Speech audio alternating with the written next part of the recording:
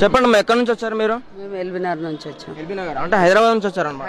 హైదరాబాద్ మీకు ఈ గుడి మన తాతల కాలం నుంచే వస్తున్నాం మేము. మంచిగా జరుగుతుంది, ఏది మొక్కుకుంటే అది అవుతుంది. మంచిగా వస్తున్నాం పోతున్నాము, పటాలు వేసుకుంటాము, వండుకొని తినేసేసి పోతాం. మంచిగా జరుగుతుంది మీకు ఇక్కడ వచ్చినప్పుడల్లా? మంచిగా జరుగుతుంది. ఇప్పుడైతే అంటే సంవత్సరానికి ఎన్నిసార్లు వస్తారండి? సంవత్సరాల్లో 2 సార్లు 3 సార్లు వస్తాం. ఫ్యామిలీ మొత్తం వస్తారా, ఒక్కరే వస్తారా? బస్సు కట్టుకొని వస్తాం. డైరెక్ట్ బస్సే? బస్సు కట్టుకొని వచ్చినాం. ఇప్పుడు కూడా రాత్రికి కూడా ఉంటాం, 5 రోజులు ఉంటాం. మొక్కుకున్నది కావాలి అని మొక్కుకుంటాం. చెప్పండి, మీరు కూడా పట్నం వేయించారా? పట్నాలు వేస్తాము, జాతరలోకి వస్తాం. జాతరకు మొత్తం 5 రోజులు ఉంటాం ఇక్కడ. ఇప్పుడు 5 రోజులు అవుతుంది మీరు వచ్చి? ఇప్పుడే స్టార్ట్ అయ్యారు? సంవత్సరంకో 10 సార్లు వస్తాను నేను. ఇప్పుడు ఆషాఢ మాసం కదండి, మరి భక్తుల రద్దీ ఏమైనా ఉందా ఇక్కడ? రద్దీ ఉంటది. ఎప్పుడు ఎక్కువ శాతం రద్దీ ఉంటది ఇక్కడ? జనవరిలో. అంటే అప్పుడు జాతర ఏమైనా జరుగుతుందా? లగ్గం అవుతుంది, ఫస్ట్ లగ్గం కళ్యాణం. ఇప్పుడు ఏ కళ్యాణం చేపిస్తారా? దేవుడు కళ్యాణం చెప్పిస్తారా? దేవుడు కళ్యాణం 7 వారాలు అయితే.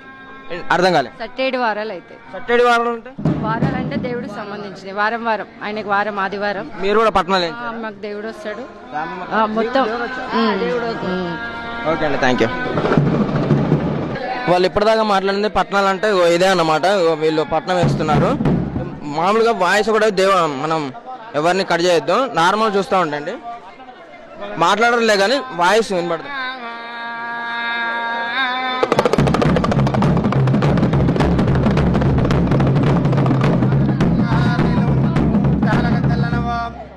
మందపోయిల మందేడి అలా ఎర్ర గుర్రెపాలు ఎడకతో నల్ల గుర్రెపాలు. ఈ పట్నం కూడా వాళ్ళు పట్నం వేసింది కింద ఉన్నది. ఆ పట్నం వేసింది చూపెట్టండి.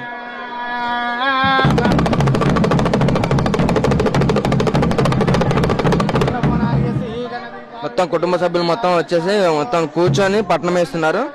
ఇది చూడడానికి మంచిగా కనబడుతుంది. ఇట్లా క్రమశిక్షణ పెద్దవాళ్ళు చిన్నపిల్లలు నేర్పించే పద్ధతి అన్నమాట ఇది.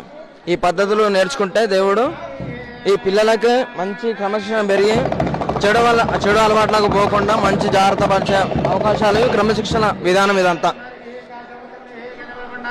చూస్తున్నారుగా. Okay, thank you.